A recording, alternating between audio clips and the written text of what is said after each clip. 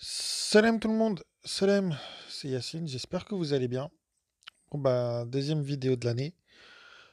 Alors, de quoi allons-nous parler dans cette vidéo? Nous allons parler de plein de choses en fait, en vrai. En fait, quand je discute avec des sunnites, honnêtement, ça me donne des idées. Honnêtement, bah merci à eux. Merci à eux de me donner des idées de vidéos du coup.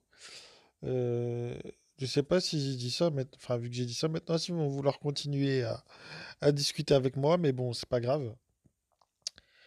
Alors, je viens de discuter avec quelqu'un de la Zaquette.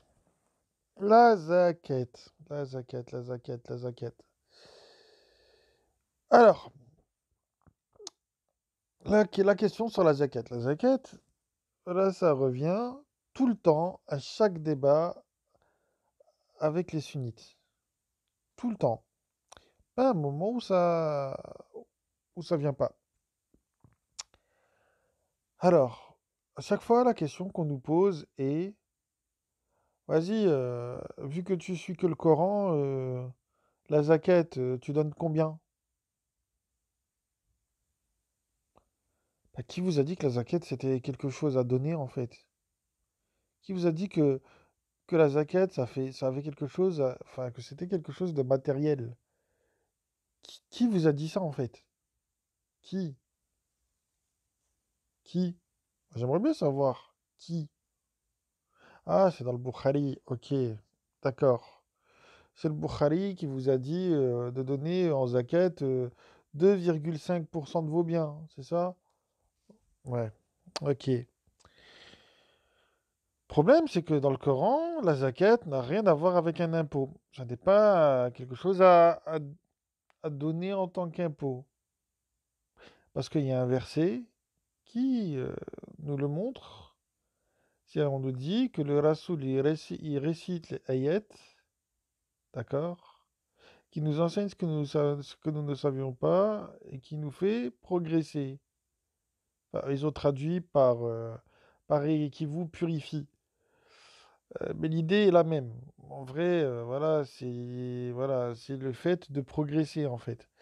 C'est pour ça que la salade et la zakat vont ensemble. Parce que quand tu sales, quand quelqu'un sale sur toi, c'est pour te faire sortir des ténèbres à la lumière. Donc quand tu sors des ténèbres à la lumière, il y a l'idée de progression. Et c'est ça la zakat. La zakat dans le Coran, c'est le fait de progresser. Ça n'a rien à voir avec euh, avec un impôt. C'est pour ça que je crois que le mot dans le verset, c'est Wayu Zakihim, il me semble, hein, à vérifier. Donc du coup, ça n'a rien à voir avec un impôt. Voilà. D'ailleurs, question, pourquoi Allah ne nous parle pas d'une monnaie avec un taux de conversion qu'on peut traduire, enfin qu'on pourrait convertir à l'international, etc. Pourquoi? Bah, parce qu'en fait, dans le Coran, il n'est pas question de pognon. Il n'est pas question de pognon. Voilà, il n'est pas question de pognon. Et ouais, et ouais. Ça, en fait, il faut que les gens comprennent. Le sunnisme et le chiisme, hein, ces deux grands courants-là, à l'intérieur duquel il y a plein de petits sous-groupes, ces deux grands courants-là sont d'immenses arnaques, de vastes escroqueries. Voilà. D'un côté, t'en as les chiites avec les ayatollahs. Vous imaginez, les mecs, ils se sont appelés ayatollahs. C'est-à-dire, les mecs, ils se considèrent comme étant des signes de Dieu, quoi. Tu vois, les mecs boulards, voilà, de ouf. Et de l'autre côté, vous avez pareil, les sunnites avec leurs chiites et tout, pareil, qui se sont installés en tant qu'autorité et qui ont fait en sorte que l'entrée à la mosquée soit gratuite, mais que la sortie, elle soit payante. Voilà, c'est-à-dire qu'à la fin, tu dois le vendredi, là, tu dois donner ta zaquette, là. Sinon, c'est pas bien. T'es un mauvais musulman, sinon, hein. Attention, dans le Coran, il marquait Aqimus salat wa atu zakat, hein. Ouais, il marquait wa Aqimus salat wa atu zakat. Il faut être attentif à la salat, d'accord, pour en récolter du savoir, et toute zakat, progresser. Voilà. Donc rien à voir avec un impôt. Rien à voir avec un impôt. D'accord? L'islam, c'est pas quelque chose de politique. C'est quelque chose de personnel. C'est ta relation personnelle avec Dieu. Voilà. Et il faudra m'expliquer d'où Dieu perçoit des impôts. Voilà. Et d'ailleurs, hein, nulle part il est écrit qu'il faut donner, dans le Coran, qu'il faut donner à l'imam à la mosquée. Hein. Nulle part. Hein. Absolument nulle part. Nulle part.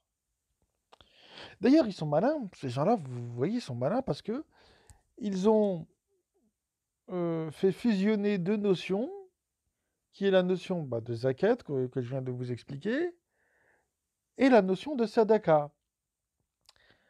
Sadaka qui vient de sadekr. Sadekr qui a rien à voir avec aumône. Vous voyez? Sadaka, sadekr, ça n'a rien à voir avec une aumône.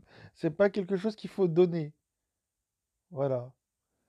Parce que dans le Coran, vous avez par exemple les moussadekr, c'est-à-dire les véridiques. Quand Allah il authentifie quelque chose dans le Coran, il sadekr la chose, c'est-à-dire qu'il la rend véridique. Voilà, il l'authentifie. Donc la sadaka, c'est le fait d'agir avec sincérité, avec authenticité. Voilà.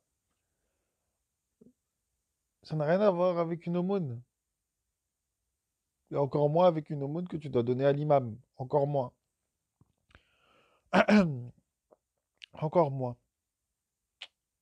Tout ça, ça a été fait pourquoi? Tout ça, ça a été fait pour capter votre pognon. Voilà. Tout ça, ça a été fait pour capter votre pognon. Voilà. D'ailleurs, dans le Coran, quand vous lisez bien le Coran, nulle part il vous est dit de construire partout des mosquées. Nulle part. Où est-ce qu'il est écrit d'aller partout et de faire une mosquée dans chaque quartier? Où? Où? Ça n'existe pas. Ouais. Alors, le pire, hein, c'est que vous savez quoi? Des fois, vous donnez à la mosquée et il y a des imams qui vont dire, ouais, c'est bien ce que tu donnes à la mosquée, c'est un investissement pour le paradis. Ils vous parlent comme des banquiers, les mecs. Hein. Observez bien le champ lexical utilisé, etc. C'est vraiment voilà, ce qu'on appelle le langage cambiaire. C'est le langage utilisé par les banquiers. Ouais, c'est un investissement pour le paradis. Il y a le taux, voilà, de, je sais plus, je crois 2%, je crois, ou 2,5%, je sais plus.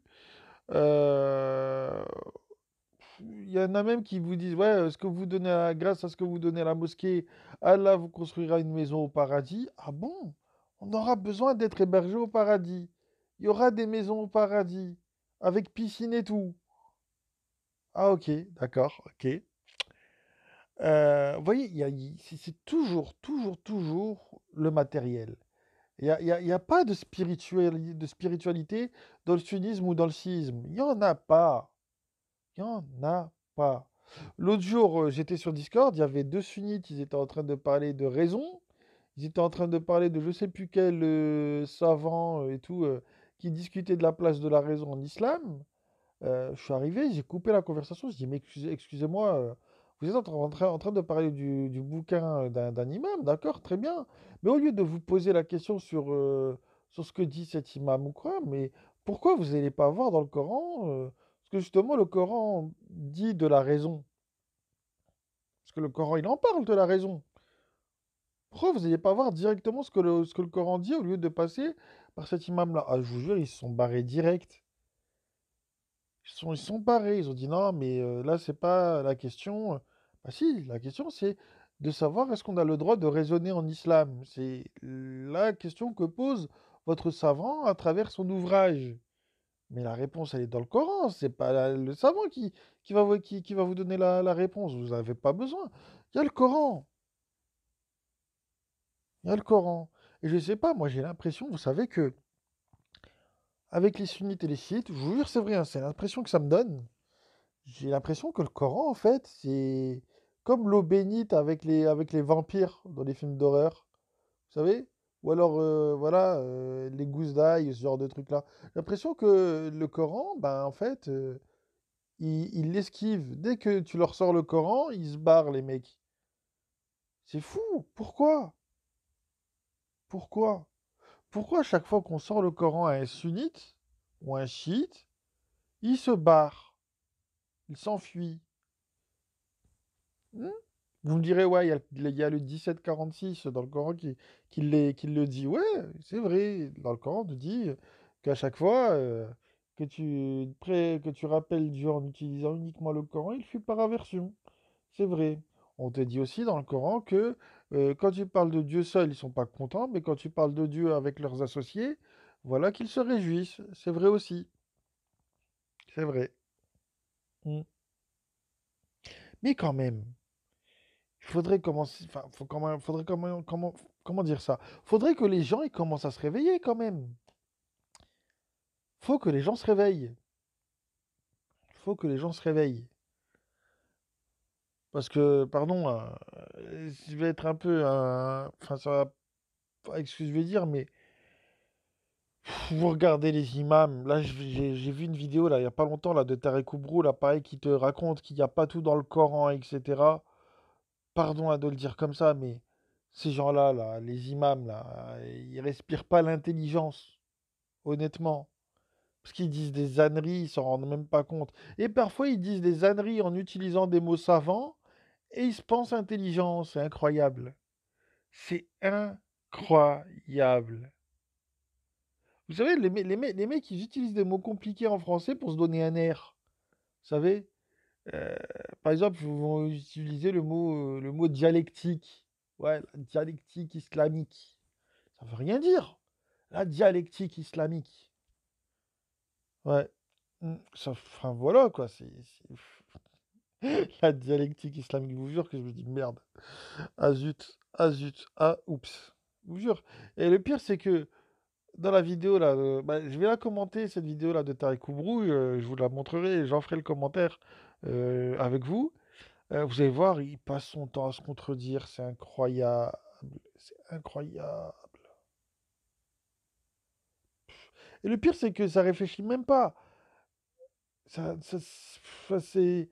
Le mec, il dit un truc, il se dit pas, ah merde, là, je viens de contredire le Coran, là. Merde, merde, merde, il vient de contredire le Coran. Il se dit jamais ça. Jamais. Il parle, il blablate, il blablate, il blablate. Et, je sais pas, le Coran, il lui vient jamais en tête. Jamais. Comme là, comme avec cette histoire de zaquette. Jamais ils se sont dit, attendez, la zaquette, là, on est sûr que c'est qu'on doit prendre l'argent des gens?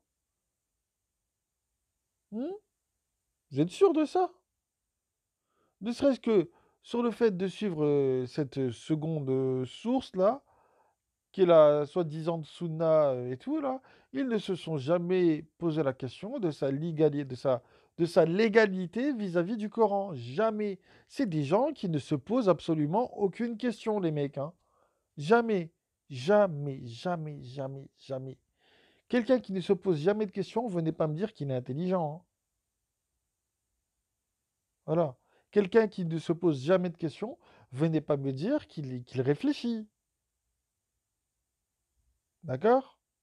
Quelqu'un qui vient, qui ne fait que réciter par cœur des choses, venez pas me dire qu'il a du ilm. Venez pas me dire qu'il a du savoir. Parce que dans ces cas-là, les perroquets, ce sont les plus grands savants du monde. Dans ces cas-là, le perroquet, c'est l'animal le plus intelligent du monde alors. Voilà. Donc voilà, donc n'oubliez pas, voilà, si une chose n'est pas présente dans le Coran, ben c'est simple, c'est que Allah ne l'a jamais demandé. D'accord? Voilà. C'est simple. Si une chose n'est pas dans le Coran, c'est qu'elle ne fait pas partie du dîn. Voilà, c'est simple. Voilà. Sur ce, bah moi je vous passe le salam et je vous dis à une prochaine. Salam.